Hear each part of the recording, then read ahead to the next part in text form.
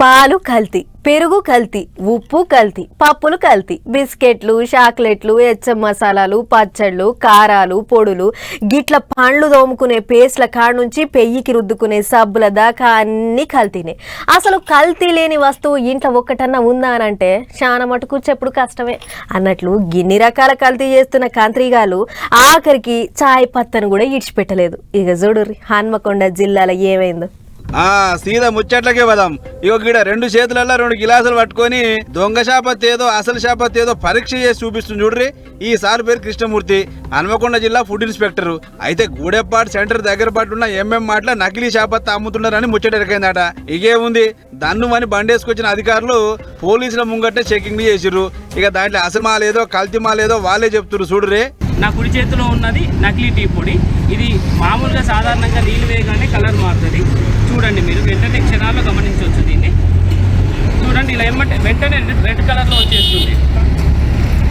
ఇది నకిలీ టీ పొడి, హెయిర్ డై కలర్, ఇతరత్ర కలర్తో కలిపిన నకిలీ చాయ్ పత్తా. ఇది వెంటనే మనకు క్షణాల్లో మామూలు సాధారణ ఉష్ణోగ్రతలు ఉన్న నీరు పోసినా కానీ ఇలా చేంజ్ అయింది. ఈ ఎడమ చేతిలో ఉన్నది బ్రాండెడ్ జెమినీ టీ పౌడర్. ఇది వెంటనే కలరు మార్పిడి జరగదు. ప్లస్ మనం రోజు ఇంట్లో గమనిస్తాము, వేడి నీళ్ళలో బాగా ఉడకబెట్టినాక చాయ్ పత్తా కిందికి వచ్చి కలర్ పైకి ఎక్స్ట్రాక్ట్ అవుతుంది. చూసిరా, నకిలీ చాపత్త నీళ్లు పోయంగానే అదేదో పొయ్యి మీద గంటలు పెట్టి కాగబెట్టినట్టు వెంటనే కలర్ మారింది. అదే అసలైన చాపత్తలో నీళ్లు పోస్తే అది అడుగులో చేరింది. లెక్కకైతే ఒరిజినల్ చాపత్తను బాగా మరగబెడితే తప్ప కలర్ రాదు. అసలు ఈ పనికిరాని అల్కదక్కువ ఇసం చాపత్త మాత్రం నీళ్ళు ఇట్లా పోసినవో లేదో వెంటనే రంగు మారింది. ఇట్లా అడ్డమైన రంగులు ఇసం మందులు కలిపి చాపత్త అమ్ముతురు. జర వాటితో పైలంగుండురి. కుళ్ళ చాపత్తల జోలికి పోనే పోకురి.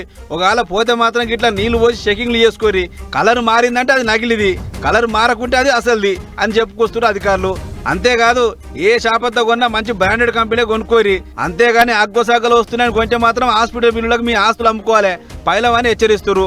మొత్తానికి చెకింగ్లు చేసి దొంగ శాపత్తని తేల్చి పడేసిన అధికారులు అందాజ 40 కిలోల శాపత్తను సీజ్ చేసి దుగ్నపోల మీద కేసులు లసిపోయారట. చూడు రే ఎంత పనిమంతులు ఉన్నారో, వీళ్ళ చేతులకు అగ్గిదలుగా అని తిట్టుకోబట్టిర్రు ఈ ముచ్చట చూసిన జనాలు.